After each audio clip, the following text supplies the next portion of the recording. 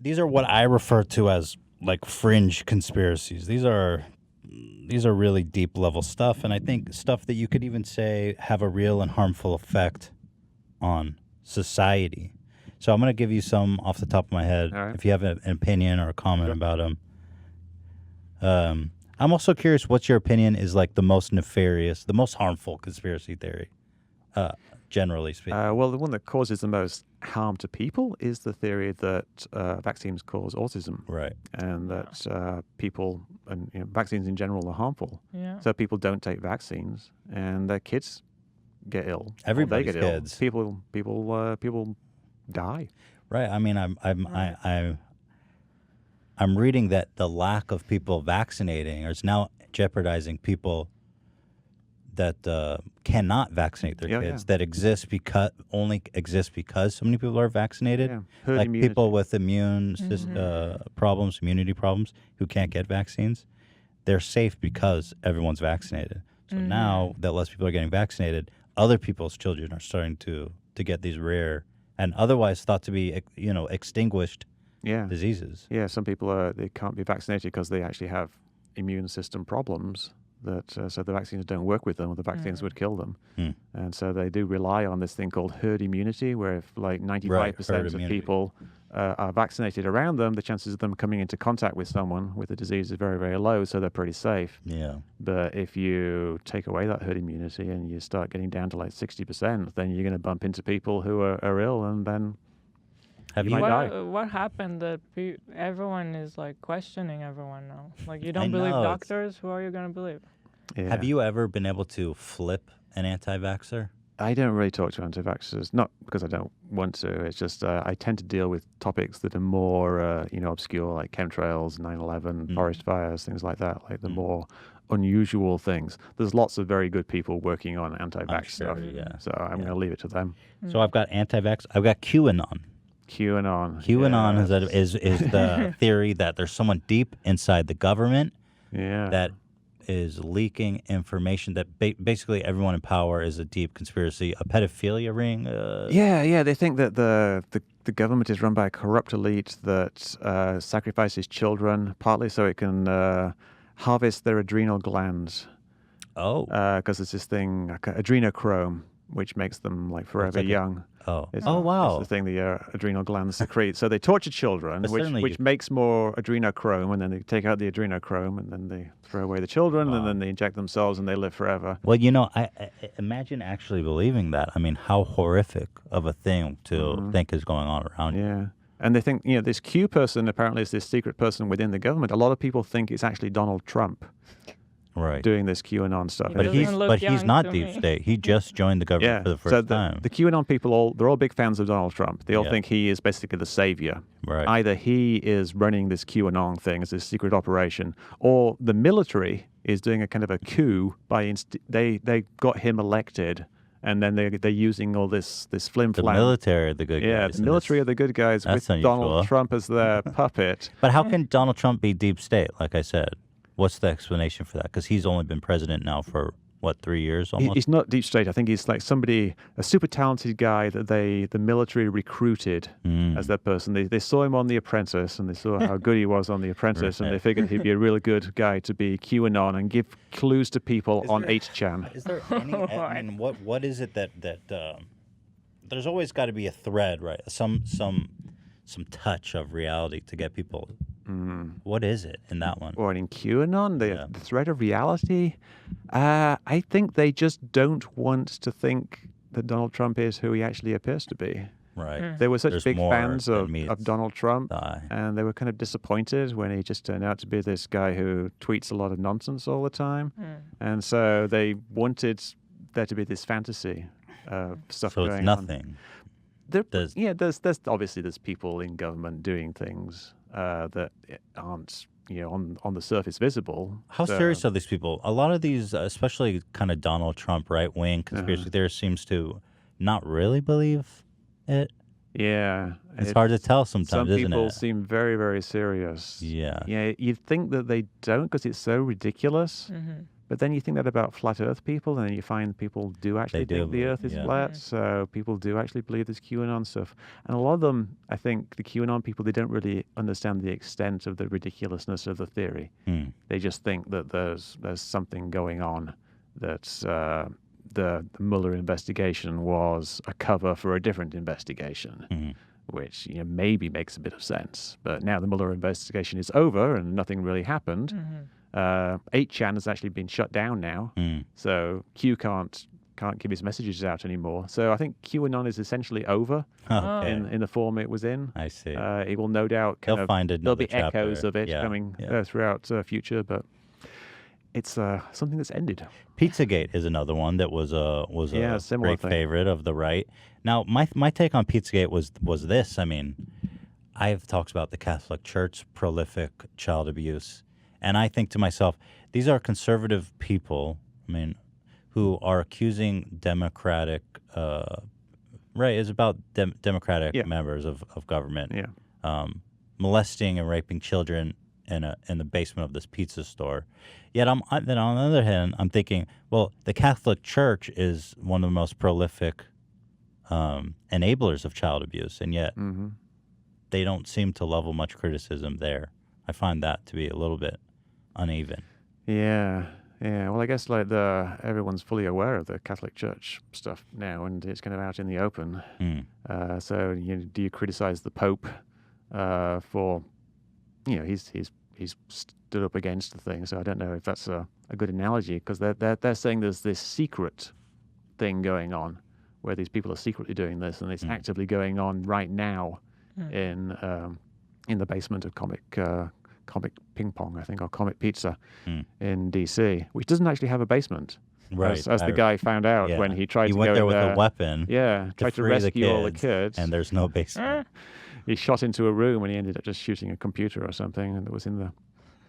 He could have killed someone. Of course. So this is where conspiracy theories can be harmful. Yeah. People take them so seriously that they get a gun and go somewhere. Absolutely. And why shouldn't they if they truly believe that, right? I mean, that's the part. He was trying to rescue children. He was trying to do good. What better intention is there it's than wonderful. that? Good guy, but he got it completely wrong. Yeah. And he shouldn't have done it. Yeah.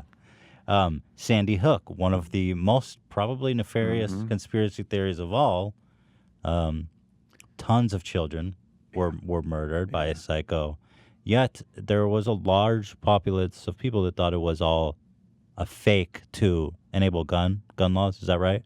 Yeah. Which apparently didn't work. No, anyway, nobody wanted to do it anyway. Whenever something like this happens, people buy more guns. Yeah. So you could almost say like the NRA is behind it, because what happens is gun legislation does not change, and people buy a lot more guns, and so there's more guns out there. It makes it harder for them to take away all the guns. So yeah, these makes no actor theories don't ever make sense. You see it every time there's a shooting. Yeah. And you see it every time there's no actual meaningful change done to the legislation. So I don't really get that theory. Yeah, and I see people like Shane Dawson talked about that, and he was repeating some of the stuff that people put around. He brought up some stuff on our podcast, like the dad laughing. Yeah, and I just really don't think it's ridiculous. That guy is called Robbie Parker, the guy he's referring to, and let's remember, these are people who, let's just give them the benefit of the doubt, have had their children horrifically murdered. Yeah, a few days ago, it was at his daughter's funeral, and he was going to speak. But before he got to the microphone, he was talking to somebody and he laughed. So you see him laughing, and then he comes to the microphone and is all serious. Right. But to me, that seems like a perfectly understandable thing. Like, if you go to a funeral, I mean, we've all been to funerals. Like people do just chat and they laugh. Yeah. You don't spend your entire. He's a human being. You're Yeah, not it's a human crying being. 24/7. You get taken out of your head for a moment, and things feel like they're normal, and so you just talk and you make a joke or whatever, and you laugh. Yeah. And then you've got to go and stand in front of a microphone and talk about your dead daughter. But certainly that is an extraordinary claim supported simply by a dude laughing. Yeah. I mean, come on. It's ridiculous. But you really, I feel like in that case, you have to think maybe of the consequence of making claims like that. Right. Because I've heard that some of the Sandy Hook parents have been harassed so relentlessly that they've had to move around, they've had to change their identity. Or they couldn't even go visit their grave. I mean, come on. Yeah. The people have been, they go up to them and accuse them of being actors. Can you imagine? And shout about their dead children, like show me the death certificate. They'll shout at them like for their dead children. And then Imagine you're in grieving for your Yeah. dead child, and you don't even get to have that. yeah, it's pretty bad, and that's one of the hardest conspiracies for me to deal with. I originally didn't even want to talk about it because it was just these complete assholes making Yeah. these ridiculous, really hurtful conspiracies about people. Something that made me write more about it was the Boston Marathon bombing, because my father-in-law was actually in the Boston Marathon at the time, and he was just behind where the bomb went off. It was actually fairly close Wow. to the finish line at the time, so he could have actually been involved in it. So I kind of felt like I had a bit of a personal connection with that. And then people started saying the entire thing was fake, and that there was fake blood, and they used amputees and they whipped the legs off and smeared blood over them. It was just such a ridiculous thing. And I know What was my the father-in-law could have been killed. Sure, you had but what is the explanation for that? Again, why is someone faking the attack? To what end? I don't really know what the Boston Marathon bombing thing. I suppose like because they were two Muslim guys who did it, so it's trying to stoke up anti-Muslim sentiment to justify wars and things like that, perhaps. But you can always come up with some reason, some kind of I'm sure there is justification for your something. conspiracy theory. Right. Chemtrails is one. I started looking into chemtrails recently because in preparation for this, and I didn't realize that it was actually just referring to the condensation trail behind planes. Yeah. Which And I was just flabbergasted. I was trying to put myself into their shoes. I think in LA, where I've lived most of my life, the condensation path dissipates quicker, possibly, because maybe where people live, it stays for longer. And I've seen images of skies where there's just tons and tons and tons. So I can see them maybe being more alarmed by every time they look in the sky, it's just airplane lines. Yeah, the patterns do vary a lot by location. Like here in LA, we're very close to LAX, obviously, and Burbank. So most of the air traffic we see is actually fairly low. It's like planes landing. You don't get that much see. overflights. Whereas if you look at somewhere like in the middle of the country, Wow. you're in a big route between LA and New York, and then Florida and Seattle, and there's these crossroads in the middle of the country. And there's these crossroads everywhere. It's not just in the middle of the country where you get all these high-flying planes. People say, like, I don't live anywhere near an airport, and yet I see all these contrails. That's where you see most of the contrails, not near an airport. So people just don't understand what they're seeing. Yeah. And I think because when I see people talking about it, they say, like, I see this in the sky more and more, and it freaks me out. It's because And they're so looking for I it. think I'm not, but I think I've never seen a sky like they have too. Not that it's happening, but I'm trying to put the No, it's true. You personally wouldn't have, like, living here. You don't see that. You occasionally, like, some of the biggest contrails you get in LA are actually flights from Hawaii, like flying in and over the country, like flying overhead.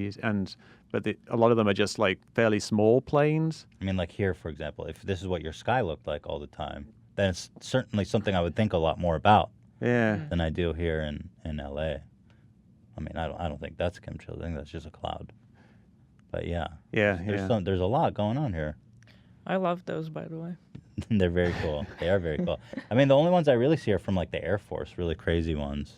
Yeah, the ones that go around in circles. You do actually see planes leaving circular contrails. I've seen them here, like over Catalina Island. Raytheon does test flights over there sometimes, and they fly around in these big oval shapes. So occasionally you'll see what looks like these really weird, suspicious contrails, like over the ocean, and people will put photos of them up. But we know what the plane is. You can actually look up the plane. A lot of the times, you can use your phone. There's apps you can get for your phone, like Flight Radar 24. You can just install that, and then you just look at the sky, and it overlays what the planes actually are on your phone. So you can figure out very easily that it's just a regular passenger plane going from A to B. Yeah, that one really shocked the hell out of me because I feel like it's pretty easily explainable that the fuel leaves off water. You're high up in the atmosphere. It's probably freezing, right? Like, what's the process? Yeah, it freezes. It's freezing. They're above 30,000 feet, so the temperature is like minus 40 degrees. Yeah. And the exhaust, basically, it freezes. It's a bit more complicated. It actually condenses out into tiny water droplets, and then the water droplets freeze. But that's what's happening. It's just creating a cloud. All right. and it is exactly the same Here's a physically as circular a one cloud. you're referring to, maybe. Yeah. That's my site, contrailscience.com. Oh, it is. Yeah. That's my other site, Metabunk. You're all over a, these. a lot of the Contrails stuff is. Oh, that's cool. Yeah, let's see. Where's that one? But also the premise that could you even from that high up like drop a meaningful amount of chemicals on a populace? Actually, there's kind of a proof of chemtrails not existing, which is a little complicated. But you basically figure out how much a cloud weighs. And clouds have a certain mass per unit volume. So a cubic meter of a cloud weighs so much, like say 1 gram or something of water. And you figure out how big is this contrail. If you've got a contrail that goes from horizon to horizon, that's like 100 miles long. And it's going to be like a mile wide and like a fifth of a mile deep. And so you multiply all those things together and it gives you the volume. Then you multiply that by the mass of a cloud per unit volume. It tells you the mass of material that would be required to make that contrail. And it ends up being way, way, way more than the mass of a fully loaded plane. There's no way you could actually make that type of visible cloud by spraying stuff out of the back. Yeah. The only way you can make it is by essentially triggering cloud formation, which then grows. So interesting. the air is what they call ice supersaturated. Which means like clouds generally don't form, but if a cloud is created, it's going to stay there because it's above this ice supersaturation level where the ice persists.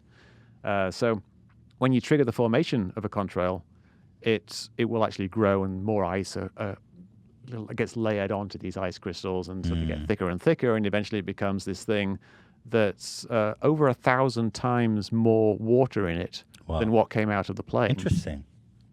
How cool. So you would need a very big plane. Yeah, it's basically impossible. Yeah. You couldn't do it at all because the plane wouldn't be able to fly, and why would you don't need to because it makes it anyway. It's making. Well, if you had brain controlled chemicals, you would probably just put it in the water supply. Why drop it out of the? Well, the theory is they're plane. using it to change the climate. Oh. That's a popular theory. The whole brain control thing is kind of a 90s That's theory. strange. Okay, Yeah. so why are we changing the climate? Because it's too hot. It's too hot. Oh, that seems like a good thing. Yes, it would be. What's the big secret? Yeah, I'm not entirely sure. It's like they because they're doing it secretly. Apparently, this is the theory is that it's this covert geoengineering. Some people think that they're actually heating up the planet to fake global warming. Okay. Some people think that they're trying to cool down the planet to fix global warming. Maybe they're doing both, and that's why we're not seeing much maybe of an there's impact. competing. Yeah. Contrails do actually during the day they will cool down the planet. Yeah, but at night they warm it up because they act as an insulating blanket. Right. So certainly the effect of that on is average, negligible. on average, no, it's actually not. Is it really? It's actually significant, and it's one of the things that the IPCC, the International Panel on Climate Change, they're actually concerned about this. Really? It's a little chunk of the factors that are raising the temperature. Wow. Yeah, so that's something that they're looking into, trying to have more contrails during the day and less contrails at night as a way of actually helping. Interesting. That's fascinating. Yeah. There's one other one that I'm seeing actually was suggested to us, that the government has a cure for cancer and AIDS, etc. It already exists, but it isn't made public because they want people to die, or there's too much money to be made in curing chronic diseases. Yeah. Obviously there can't be any evidence for that one. No, there's patented cures for cancer. If you go to Google and search for patents, you will find things. And there's a famous one. There's a number that they give, and they say, "Look up patent something something something other," and it's got this cure for cancer, or it's actually a cure for AIDS. But it's kind of this magic thing where little magic beams zap your cancer molecules. And I did a whole piece on it on Metabunk. But people think that they have these cures for cancer. There's really no evidence whatsoever that these cures exist. Patents don't mean something works. A patent means somebody had an idea. Yeah, and the idea is if it worked, it would be great. But there's no actual evidence that this thing works. And if you read the patent, it's just completely ridiculous. And if you know anything about cancer, you would know that they're all different diseases that would require a different care. Yeah, and the idea that people would suppress a cure for cancer just to make a bit of That's extra pretty money. evil. So dark. It is That's so as evil as it ridiculous. gets, Yeah. I mean, cancer is a horrible, horrible Yeah. But thing. how many people are involved in researching and finding a cure for cancer and then collectively deciding Yeah. to hide it? And Yeah. it's not just, people have this perspective, I think, of America, but really you've got to think of the entire world. The Right. scientists around the entire world Yeah. are searching for cures for cancer, and they're not all conspiring to hide it. They're actually looking for the cure, and if Yeah. it was there, that they would tell people about it and win the Nobel Peace Prize. It would be the best thing ever if they found a cure for it would cancer. be, It's certainly. a real dark reality I know. It's so for these weird. people. Yeah. Who choose that. That's yeah. I think that's important to think when you think of these conspiratorial individuals, that they really living in a dark, paranoid, awful world. I Yeah. believe that stuff Yeah, too. and that's partly why I try to help them. You bring Mm-hmm. people out of that, and they can see the light to a degree. They can improve their lives.